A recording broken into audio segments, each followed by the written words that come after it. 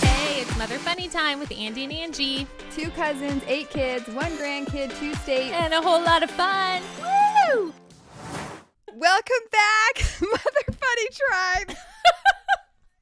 This is why I never do the intros. I'm so awkward. I can't do it. Welcome back. It's Andie and Angie. You're doing great. We're here again. Happy Monday. Andie is with us today, and we're excited, and she is happy to be here. And we have a great podcast in store. This is a very practical topic today. This is something we all can relate to. But first, Andie, what's going on with you? Just let us know. Let the Mother Funny Tribe know why I'm having to try to do the intro. There you go. There you go. There we go. I have taken on my grandchild and my child's cold, and it's not bad, but it has taken to my asthma. Got to my asthma, which I know I've mentioned before that we have asthma. Well, here is. Oh my gosh. You guys, I can't breathe. I can't breathe. I took my inhaler. I have another 4 hours. It's fine. Hopefully I get more prednisone.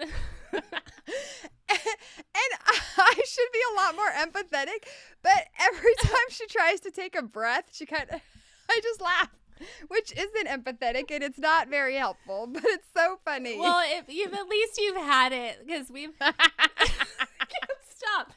We've done these before where Angie is the asthmatic struggling. I think you do it a lot more coolly than I do. Or maybe you have better meds. I'm just trying to fill the lungs. So anyway, I'm going to do less talking for this. But I'm very excited about our podcast. It's not hives. You're right. It's not hives. It's asthma. Just asthma. And it's going to be great.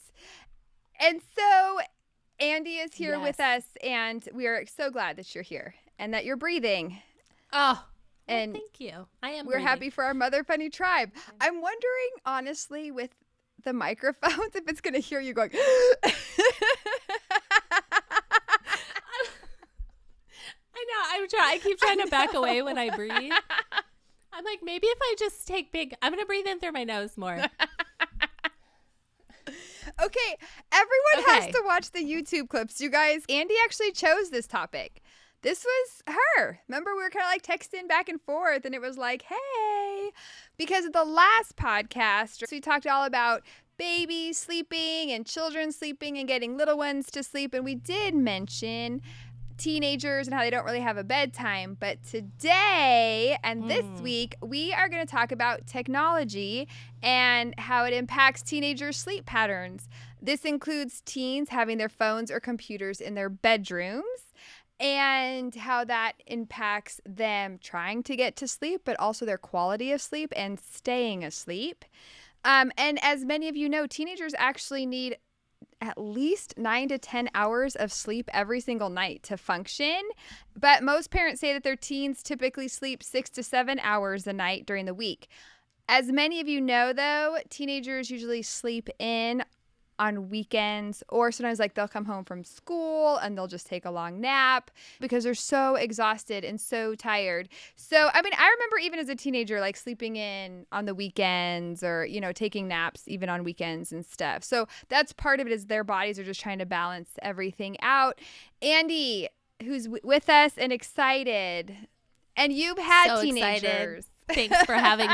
I only have one teenager. We're at the beginning part of this whole phase. I only have one teenager because the rest are adults. I mean, the rest are in their 20s. But yes, we both have one teenager.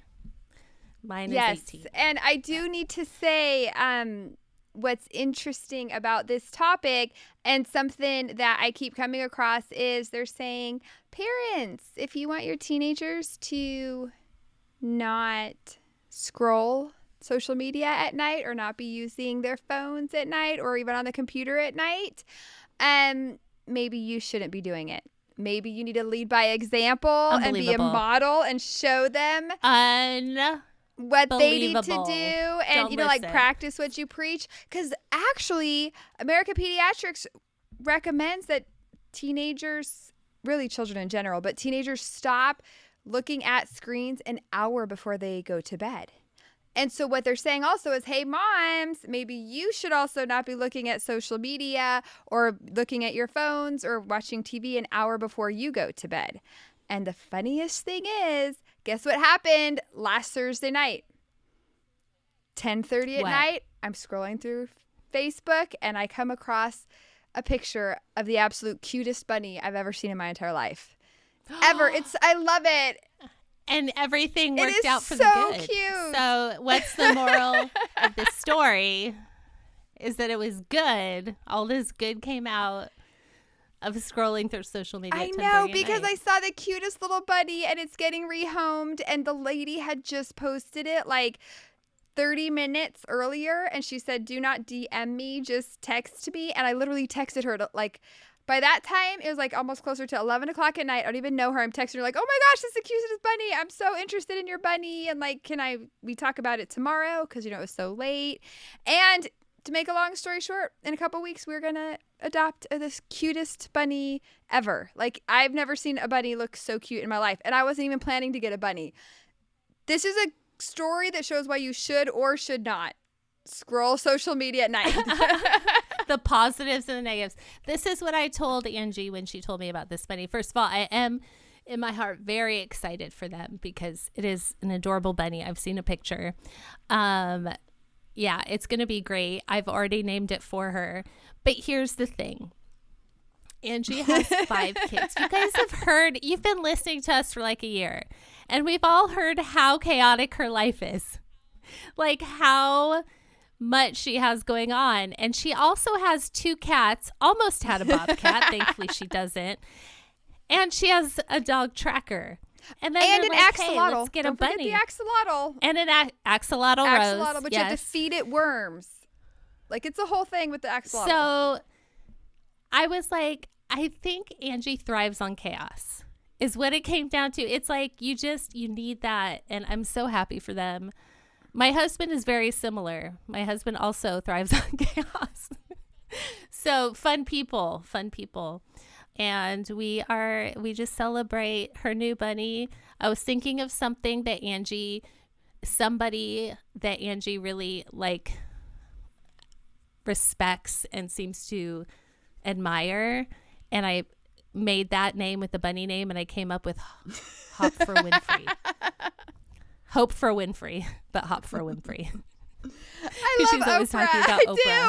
I do. Oprah she loves Oprah. So I'm like, what about Hope for Winfrey? I quote Oprah as if we're friends. Yeah, I think Angie believes they're I friends, talk about Oprah. Oprah said. That's what I usually say. Well, Oprah said, as if we were hanging out and Oprah said this. So you could spend quality time with Hope for Winfrey every day. Actually, the bunny's name is Bo. It's coming with the name Bo, so we're calling it Bodie, and it's adorable. And so that is something, though, that had I not been scrolling social media at night, I would not have a bunny. Now, come talk to me in about 3 months after the bunny's been here for a while. We'll see what I think about this. But you have a teenager at home, and you've had teenagers in the past. But I've had teenagers. You've had many yes, teenagers. Go ahead. And this is something where there's so much research and there's so much data about electronics in the bedrooms. Or also some parents are like, I don't want electronics in my child's bedroom, but the child has an Apple Watch. Well, there's electronics in the bedroom. And so what do you do with an Apple Watch? And so what were some things that you did, Andie, for your teenagers as they were in high school and growing up in this great world we're living in right now? Thank you for that introduction. Don't laugh. I know. I need to breathe. I think I've mentioned it before, but when my kids were teenagers, smartphones were new.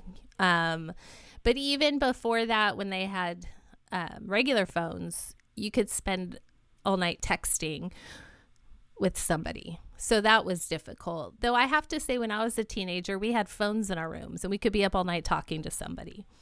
So, I think having a phone in the room for that purpose isn't necessarily hard unless whoever they're you don't really have control now who they're talking to. You know what I mean? Like, I think when we were kids, you could, like, another parent could pick up the phone and be like, who's on the phone? Are you on the phone? You know what I mean? There was much more oversight. But with these little computers, kids have full range. But since they were new, and there wasn't a whole lot of data at the time, obviously, because they were brand new, and everything, like, there wasn't much. There was Facebook, but maybe Instagram was newer. So I wasn't too worried about scrolling through things because it wasn't as much of a problem. But I was more concerned about who they're talking to. And then when it, a couple of years go on, and then I notice one of my kids is always watching YouTube. And again, this is before a lot of, like, we came right on the beginnings of everything. So there wasn't a lot of, like, this is what's happening to kids. This is what's airing. There was a lot of dangers out. So, I would be like, okay, what are you watching on YouTube? And they're like, people playing Minecraft. And I'm like, okay, well, just, here's some safety guidelines. And then several years go by, and with my last teenager, most of that stuff had come out. And I would say we weren't strict by then because we had already, like, she was our last, and we had already kind of gone through, like, this is how we navigate. But I wish... And she was always like, she's a sleepy kid. So she would go to bed pretty early, and she was tired all the time. And so I didn't care too much. And she's not on a lot of socials. But I do wish on this side of it, knowing now, that we would have been more consistent with her leaving her phone out of the room earlier. And it's hard because, people, their friends, especially when they're, like, in high school and they're a little older, and they're even doing homework late at night, and they're texting friends about homework, and they have their computers, and they can do all the same things on their computers, their laptops, where they're supposed to be doing schoolwork. So it gets trickier the older they get. I mean, you can't, my theory with parenting has always been, you can't make all the rules to protect them from everything. Like, what they do has to come from their heart. They have to, what are they doing when no one's watching? Like, that's kind of where we always worked. Not that, in every instance, not like our kids are going to do all the right things, but that also leaves open the door for them to fail. I know people who've had rules or tried to use rules to control their kids, and kids find a way around. So I think, the younger they are to start, but to always have that heart and that mindset of, like, training your children to be able to handle the temptations around them without giving in. Because what do you do? Like, I was thinking, like, when my kids go off to college, like, do you set all these rules and then they go off to college and all of a sudden, like, the world's their oyster, like, they can do whatever they want to do. And there's, like, have they been just waiting for that freedom, or are they going to, take what they've learned and really do the right thing? It's hard to say. And you can't, I think the thing is, like, we can do our best. And I do think we need to put age appropriate safeguards in place, especially I think junior high is the most critical. I mean, in my humble opinion, my unprofessional, yet I got an A in calculus opinion, is that junior high is the roughest. And then use that as, like, a building block. So my kids might have, I've asked them about it. There were times, I think I've told you, I've had one of my kids be like, Mom, you need to be more on top of me for what I'm watching. And I'm like, okay, what do you want me to do? And they were like, ask me what I'm watching. I'm like, okay, what are you watching? So but that came from them knowing that whatever they were looking at was wrong and needing to, like, confess it and ask for accountability. So I think even teaching your kids accountability, like having somebody they're accountable to, confessing things, and trying to figure out a way to do that without shame and guilt. But that's technology in general. But at nighttime, like I said, like Angie, this started because Angie was like, well, what's nighttime like when you have older kids? What are the things that keep them up? And I'm like, well, phones and the amount of homework. We need to talk about that too, because when you have a lot of homework, again, you can't take technology out of a kid's room when they have a bunch of homework. I do know families that keep their computer like in the common area, that kids don't have a computer, like a desktop in their room, and like that's where they're allowed to play games, that's where they're allowed to do stuff. But most kids at whatever school are given laptops. So there's navigating that when they're older. And you want to give them freedom. I mean, especially when they're driving. Okay, now I'm going on this long talk. Here I am, I could barely breathe. But when they're driving, and they're out working, when they're whatever they're doing, when they're not with you, which the older they get, the less they're going to be around you, that's when they could do whatever they want. I mean, you've heard it, like kids like who aren't allowed to have certain apps, which are reasonable. Like there should be limitations, like I said, age-wise, especially junior high. Like they get to school and they download apps on the side.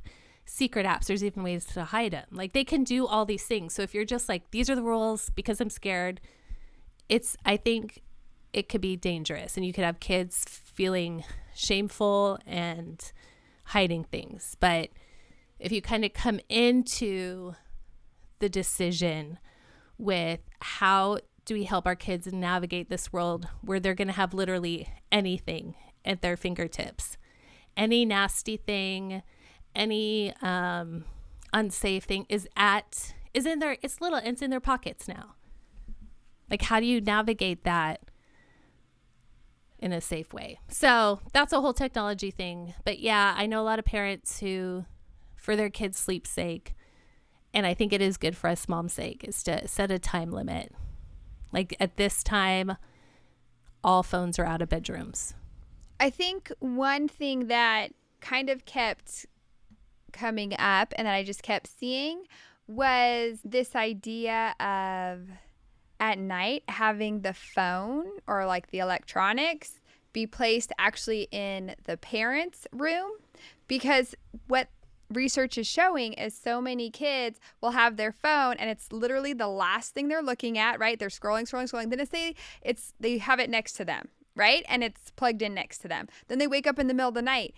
Guess what they're going to do? Grab the phone and just start looking at it. Right. Then all of a sudden, now they're a little bit more awake. They finally fall back to sleep. First thing they do is right away is wake up and they're looking at their phone again. And it's kind of this idea of like, okay, here's the time limit at 10 o'clock every night. The phones are actually in the parents' room. That way there's not even that temptation, because they're saying some kids might wake up in the middle of the night, run downstairs to go get their phone and to look at it and to see what's going on or grab their electronics. I mean, that's something I think each family has to figure out what's best for them in that sense. But like you're saying, when it comes to homework, everything's online. And so, okay, if you want computers or laptops or whatever in like a common area, then do you get your child noise canceling out headphones? So that way they're not distracted, because so many houses, I know ours is especially loud. And so it's kind of, the main thing though is just communicating with your kids and talking with them. Like before kids get their license, they go through driver's training. As we talked about in the past, Andie's dad is an amazing driving instructor. Absolutely incredible. And they have to read, they have to learn, they have to meet with a professional, they practice. And we do all of this stuff just for a child to get a license, which we should. And that's definitely important. But yet some parents just have a phone and just hand it to their child. Here you go. And they don't have that talk with them. They don't communicate. Yeah. Like you're saying, some of the scary things or the ugly things or the nasty things or the dangerous things. It's like, oh, well, my child had, an iPad first when they were 2, and then now computers with school, and now it's the phone. And it just kind of, oh, well, they have so much experience with electronics by the time they get to the age of 12 and you hand them their first iPhone. But have parents, or specifically moms, since this is a mom podcast, have moms talked with their children and let them know and inform them of the dangers that could be on their phone, or even giving people their phone numbers or group text. That's another thing. How many times are teenagers up late at night because it's a huge group text and it's one person. And they're saying so many teenagers are afraid of missing out. They have major FOMO. Like they don't want to put their phone down in case someone texts and they miss that text, or then they don't find out what's happening until the next day, or they're on social media, but then they, want to be up to date, or they want to post that picture or whatever, and they don't want to miss out on what everyone's doing or miss out on replying to a text, or they reply the next day and well, that was too late, and now what have they missed out on? And FOMO is huge with teenagers, as we know, but it's almost this idea of like kids don't even want to fall asleep because it's like, oh no, what if I miss out? So they just have their phone like on hand, pretty much right next to them. Okay, well, how is that impacting their sleep? How is that impacting their anxiety, their mental health? What's the situation? And if they are even concerned about missing out on something, well, now they're laying in bed, their phone's next to them, and guess what they're thinking about, Right. No, for sure. And then if like one of the last things they look at before they go to bed is their friend's Instagram and their friends at mutual friend's house with all their other friends and they weren't invited, and then there's drama there. I think social media, and we've already talked about social media and all those effects on like mental health, how stressful and anxious it makes kids now, and how, oh gosh, we've already gone off on that. We could go on it more, but yeah. And you know what I think when you were mentioning having the phone in the parents' room, because in the past we would just say like, leave it in the kitchen, or like other friends I know, leave it in the kitchen. But you're right, they could totally get up. But that's the thing, like that's where I think a good course for kids is to really work with them so that they know and agree, like this needs to be out of my room for my own sleep. And they're not just like, oh, this is being taken away because I'm not trustworthy and I need to sneak. Like I've just noticed the more you try to just hide, and it's almost like a punishment for kids, the more they try to buck against that system. But kind of bringing them on board, again, in an age appropriate way. Obviously I can't trust a 2-year-old with scissors, like I can't trust because they don't know how to use it. And social media is scissors, at the hands of kids who don't necessarily know how to use it, and use it where they won't hurt themselves. So like making restrictions, but talking about the things that happen. But you know what I like? Okay, going back to what I like about it being in the parents' room is that you get to see all the texts that come in after a certain time.